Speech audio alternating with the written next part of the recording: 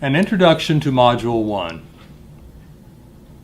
If you have not already watched Video 1 on how to navigate our Canvas site, please watch that video as well as soon as you have finished this one. Module 1 is entitled Introductions and Prior Experience and has 4 goals. Number 1 is to introduce persons in the class to each other.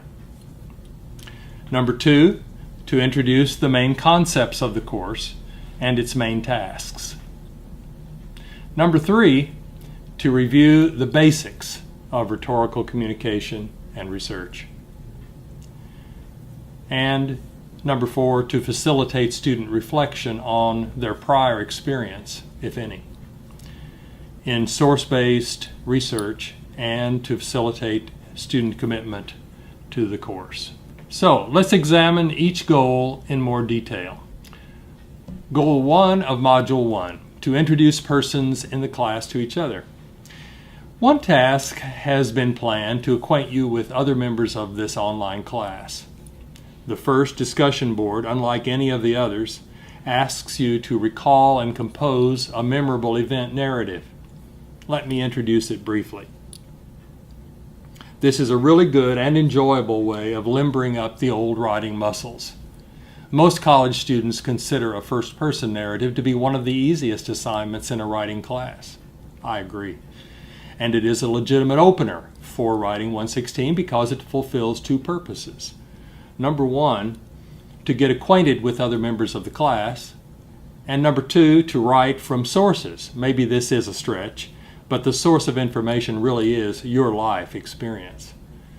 The most important advice in this assignment is to choose the event that occurred in a brief number of minutes or hours and to show the story with precise nouns and verbs as opposed to long sections of telling of what happened.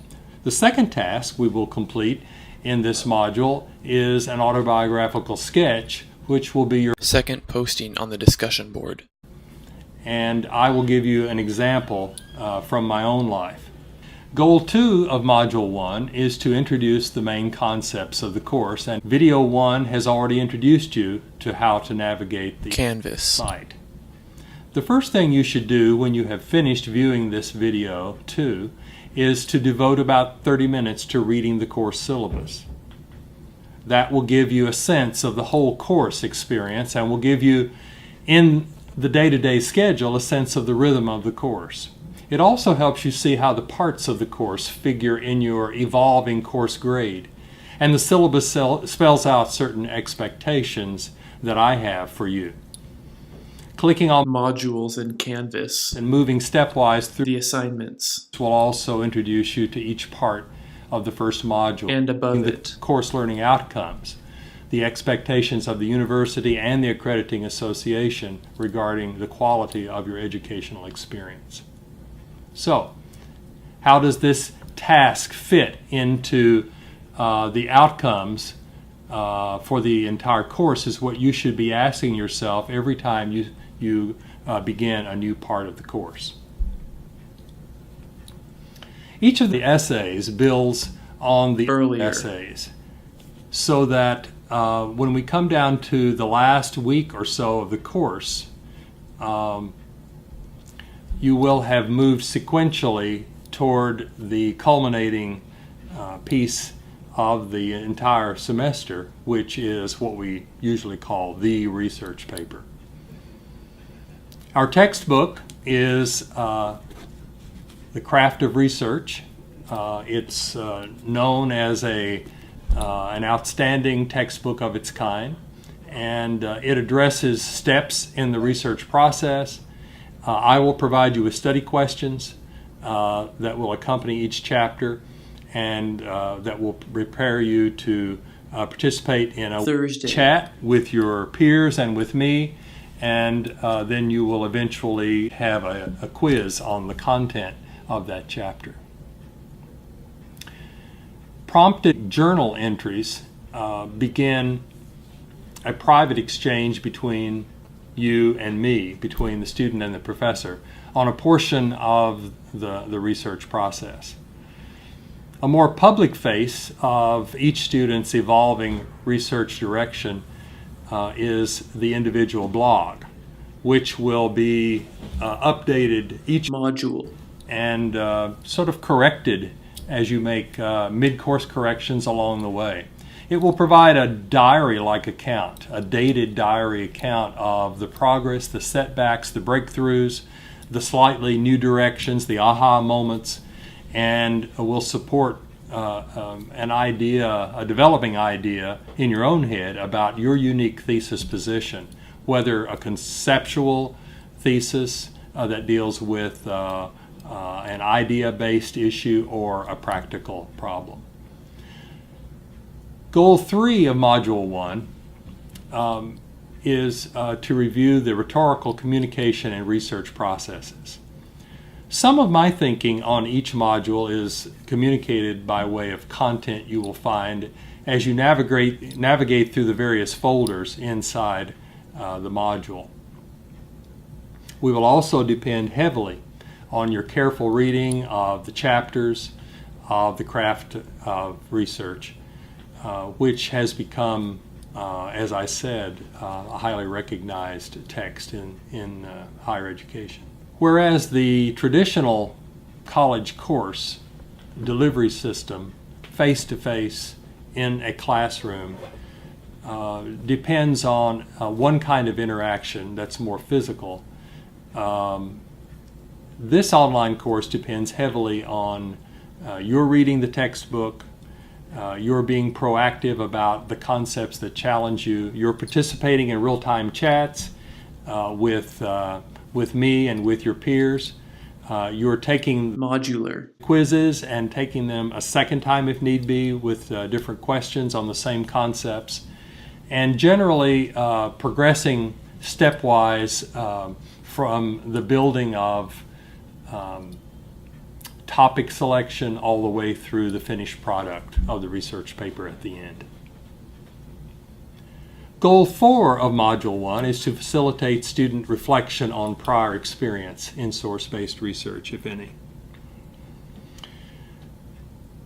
The more significant modular essay, or I sometimes call it a signature assignment, is due on Friday. It may be due earlier in a draft form toward the end of the term, but it's a response, in this case, in this module, to the prompt or the topic, my life as a writer, or my life as a reader and writer, or maybe even my life as a reader, writer, and researcher, depending on your experience. So the temptation here is to try to tell too much about your past life as a researcher. Again, it's better to choose one writing project, or maybe 2 projects at the most,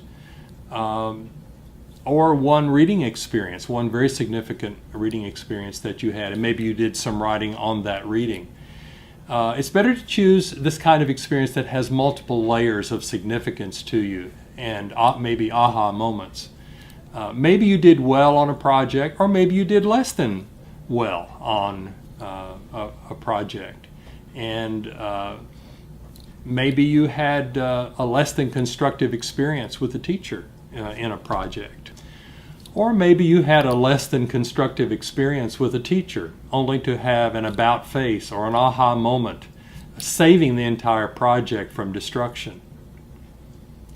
It is desirable but not mandatory that the project you are recalling reveal something significant about yourself as a reader or writer, or the way that you do reading or do writing or do research, having had these experiences.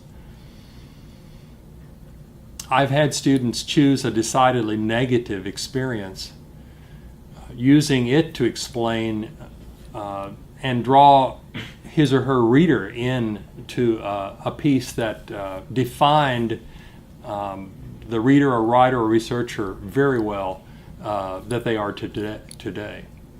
Let me say something about the Canvas journal assignment before ending.